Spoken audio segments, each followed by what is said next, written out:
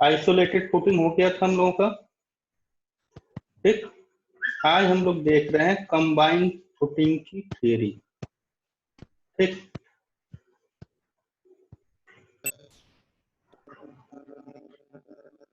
तो combined footing क्या होता है और कहाँ कहाँ पे इसका हम यूज करते हैं और कितने टाइप के होते हैं।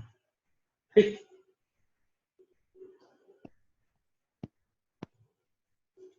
तो कंबाइंड फुटिंग में देखो पॉइंट वाइज मैंने लिख दिया है यहाँ पे कि क्या होता है कि कई टाइप जो हमारी प्रॉपर्टी होती है, जो हमारी साइट होती है, ठीक है, उसके एकदम एज पे हमें कॉलम प्रोवाइड करना होता है। ठीक है, अब अगर एकदम एज पे हम कॉलम प्रोवाइड करते हैं तो जो फुटिंग हम बनाते हैं वो कुछ डायमेंशन में एक्सटेंड नहीं कर सकते। ठीक है, अब अगर जैसे कि मान लो एक एग्जांपल के तौर पे हम यहाँ पे ले लेते हैं, ऐसे कोई साइट है हमारी और हम कह रहे हैं कि बिल्कुल यहाँ पे हमारा जो है एक कॉलम बना रहे हैं। ठीक, अब अगर यहाँ पे हम कॉलम बना रहे हैं एकदम कॉर्नर में, ठीक है, तो क्या होगा कि जब इसकी फुटिंग डिजाइन करेंगे तो फुटिंग डिजाइन करते समय इसका इसको हर डायमेंशन में हम एक्सटेंड नहीं कर सकते। ठीक है, और अगर हर डायमेंशन में एक्सटेंड नहीं कर सकते हैं बराबर बराबर, तो क्या होगा, जब इसकी फुटिंग डिजाइन होगी जिसपे ये कॉलम होगा, ठीक है, तो वहां पे लोडिंग जो होगी वो इसेंट्रिक होगी। लोडिंग इसेंट्रिक होगी मतलब ये कि उसके सेंट्रॉइड पे लोडिंग नहीं लगी। जैसे आइसोलेटेड में हम क्या कर रहे थे, आइसोलेटेड में बिल्कुल अगर हम कहें कि ये हमने फाउंडेशन डिजाइन किया, ठीक है, स्क्वायर फुटिंग डिजाइन कर रहे थे किसी के लिए, अगर कर रहे थे, तो यहाँ बीचों बीच में हम जब डिजाइन कर रहे थे तो ये हमारा आइसोलेटेड फुटिंग हो रहा था एकदम सेंटर। लेकिन इस डिफरेंट केस के लिए, ठीक है, इसका कॉल ये हमने फुटिंग तो डिजाइन कर दिया लेकिन कॉलम हमारा जो है, ठीक है, ये किनारे आ रहा है, यानी कि वो इसेंट्रिक लोडिंग कर रहा है। ठीक है, किस पे, फाउंडेशन पे।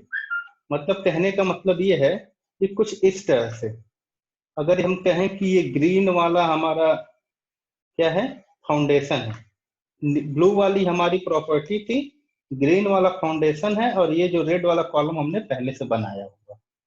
ठीक है, अगर कॉलम इस तरह से बन रहा है तो यानी कि वो सेंटर पे नहीं है और इसेंट्रिक का केस बना रहा है footing पे, लोड जो है हमारा। ठीक है, अब इसकी वजह से जो लोड होगा वो अनइवन डिस्ट्रीब्यूशन होगा, कहाँ पे, सॉइल पे, सपोर्टिंग सॉइल जो है उस पर बराबर डिस्ट्रीब्यूशन नहीं होगा। ठीक, तो इसके लिए हमने क्या किया, अल्टरनेटिव डिजाइन मेथड बनाया या ले आए हम। ठीक है, उसमें हम क्या कर रहे हैं कि ये हमारा तीसरा पॉइंट है, कह रहे हैं hence an alternative design would be provide a common footing to the edge column and to an interior column too close to it. ठीक है, यानी कि अगर हम कह रहे हैं कि यहाँ पे अगर यहाँ पे कोई हमारा मान लो इस पॉइंट पे कोई हमारा रेक्टेंगुलर कॉलम है, ठीक, या कोई भी कॉलम हमारा है, ठीक है, उसके लिए भी फुटिंग प्रोवाइड करनी थी। तो हमने अल्टरनेट मेथड निकाला, ये जो हमारा ग्रीन वाला बन रहा था फुटिंग, इसके लिए हमने एक अल्टरनेट मेथड निकाला कि इन दोनों कॉलम को कंबाइन करके इन दोनों के लिए ही हमने फुटिंग दे दी। ठीक है, इन दोनों को ही लोड मान के इन दोनों के लिए ही एक ही फुटिंग दी, और वो फुटिंग को हमने क्या कहा, कंबाइंड फुटिंग। जैसे कि हम कह रहे हैं कि the common footing provided to the two column is called a combined footing. ठीक है, यानी कि हो क्या रहा था, अगर कहीं पे हमारी प्रॉपर्टी ऐसी है कि हमें उसके साइड्स पे, यानी कि ऐसे साइड्स पे देना पड़ रहा है near the edge of some property. हम कॉलम को डिजाइन कर रहे हैं और उसका जब हम फाउंडेशन बना रहे हैं, उसकी फुटिंग जब हम बना रहे हैं, तो उसके कुछ डायमेंशन में एक्सटेंड नहीं कर सकते। अब कुछ डायमेंशन में अगर एक्सटेंड नहीं कर पा रहे हैं हम उसको, तो हमारा जो लोड है फुटिंग पे कॉलम की वजह से, वो जो है कंसेंट्रिक नहीं होगा। ठीक है, वो सेंट्रॉइड पे न लग के इसेंट्रिक होगा। ठीक है, जिसकी वजह से जो लोड का डिस्ट्रीब्यूशन है सॉइल पे, सपोर्टिंग सॉइल पे, वो अनइवन हो जाएगा। ठीक, अब इसके लिए हमने एक अल्टरनेटिव डिजाइन बनाया। क्या बनाया हमने कि एक हम कॉमन फुटिंग दे रहे हैं। कॉमन फुटिंग किसके बीच में दे रहे हैं? उस कॉलम की फुटिंग और उसके जो भी नियरेस्ट कॉलम होगा, उन दोनों की फुटिंग को मिला करके एक हम कॉमन फुटिंग बना रहे हैं। ठीक है, दो, और उसी को हम क्या कह रहे हैं कि combined footing. The common footing provided to the two columns is called a combined footing. ठीक है, ये हमारा बेसिक है कंबाइंड फुटिंग का। अब क्या कह रहे हैं? हम कह रहे हैं, देखिए नेक्स्ट पॉइंट हमारा है कि the shape of combined footing in plan shall be such that the centroid of the foundation plan shall coincide with the centroid of the loads on the two columns. With this arrangement, the load on the two columns will be evenly distributed to the soil. अब कहा यह जा रहा है कि जो combined footing हम दे रहे हैं, ठीक है, उसका शेप इस तरह से होगा कि जो हमारी फुटिंग है उसका सेंट्रॉइड, ठीक है, और जो दोनों कॉलम का लोड लग रहा है, उन दोनों कॉलम का लोड का सेंट्रॉइड जो है वो कोइंसाइड करे। ठीक है, यानी कि दोनों ही सेंट्रॉइड एक ही पॉइंट पे कोइंसाइड कर जाए। ठीक, ऐसे अरेंजमेंट अगर हम देंगे अपनी फुटिंग में, तो हमारा जो है लोड जो है वो सॉइल में बराबर बराबर डिस्ट्रीब्यूट होगा। ठीक है, यानी कि अगर हम कह रहे हैं, चलो एक एग्जांपल देख लेते हैं। अगर हम कह रहे हैं कि ये हमारी प्रॉपर्टी है, ठीक है, और एक कॉलम हमारा ये है और एक कॉलम हमने कह दिया ये, ठीक, दो कॉलम हमने कह दिए, और इन दोनों के लिए हमने एक कंबाइंड फुटिंग दी। ठीक, इन दोनों के लिए ही हमने क्या किया है, एक कंबाइंड फुटिंग दिया है इन दोनों के लिए, कॉमन फुटिंग।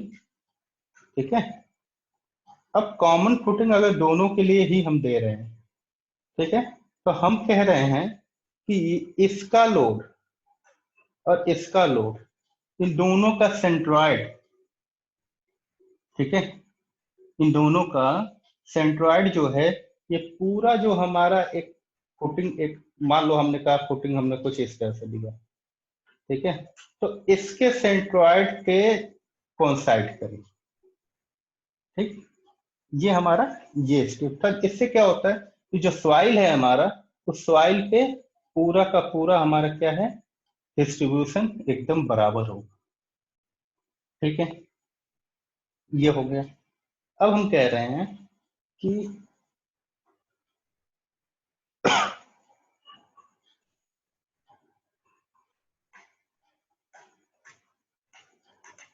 चलो, अब हम कह रहे हैं, अब हमारा नेक्स्ट पॉइंट है, इसको मैं क्लियर कर दूं।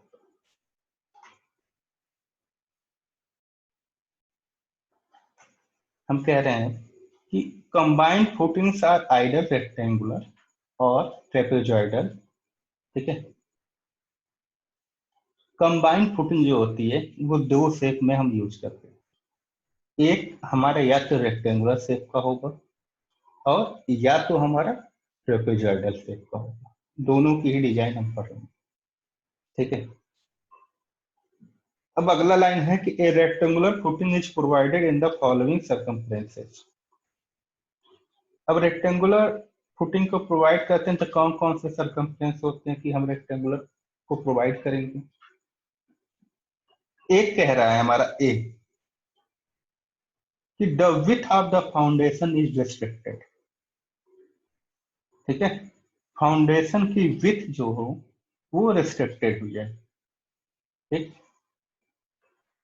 और एक कह रहा है हमारा B the projection of the footing parallel to the length of footing is restricted on one side। ठीक, चलो आज बना के देखते हैं,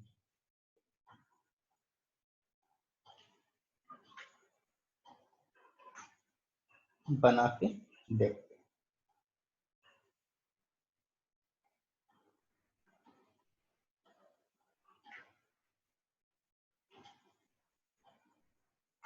ठीक, एक हमारा प्लॉट था, उसके कॉर्नर पे हमने क्या किया कि कॉलम लगाया था, कॉलम के लिए क्या किया कि हमें फुटिंग बनानी थी। ठीक है, मान लो अगर ये कॉलम है और इसके लिए फुटिंग बनानी है। ठीक, अगर इस कॉलम को हम बीच में रखें तो वो क्या होगा कि आइसोलेटेड फुटिंग बनेगा। ठीक है, क्या बनेगा, आइसोलेटेड। कैसे, इस तरह से, है ना। ये हमारा क्या हो रहा है, ये वाला हमारा आइसोलेटेड फुटिंग का बन रहा है। लेकिन हम यहाँ पे आइसोलेटेड फुटिंग तो प्रोवाइड नहीं कर सकते, क्योंकि हम अपने प्लॉट से बाहर वाले में तो चले जाएंगे नहीं फुटिंग बनाने। ठीक है, तो इसका तुम ये कह सकते हो कि सर इस कॉलम को ही अंदर बना लें, क्या आइसोलेटेड फुटिंग कर दें, कर सकते हैं। लेकिन हम उस केस की बात कर रहे हैं कि एकदम एज पे कॉलम हमें प्रोवाइड करनी हो। ठीक, एकदम एज पे। तो अगर एज पे कॉमन एज पे ही हमें प्रोवाइड करना है, ठीक है, और हम कह रहे हैं कि हमें कंबाइंड फुटिंग करना है, हम अंदर वाले भी एक कॉलम को लेके कंबाइंड फुटिंग, तो कंबाइंड फुटिंग में रेक्टेंगुलर और ट्रेपेजॉइडल को यूज करने का क्या क्या तरीका है। अब यहाँ पे देखो, यहाँ पे ये जो है वो रेस्ट्रिक्टेड है। ठीक है, ये जो है रेस्ट्रिक्टेड विथ, मान लो अगर विथ है। ठीक है, अगर मान लो ये कि विथ, तो विथ जो है वो रिस्ट्रिक्टेड है कि हमें एक डायमेंशन में ही रहनी है। ठीक है, तो हम क्या करेंगे, रेक्टेंगुलर कॉलम प्रोवाइड करेंगे। हम कह रहे हैं कि the second point, the projection of the footing parallel to the length of footing is restricted on one side. ठीक है, अगर ये लेंथ है, अगर ये जो है,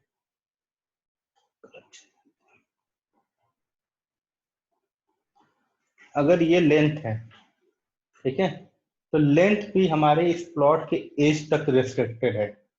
कितने डायमेंशन, एक डायमेंशन में। अगर हम चाहें तो लेंथ इस डायरेक्शन में बढ़ा सकते हैं।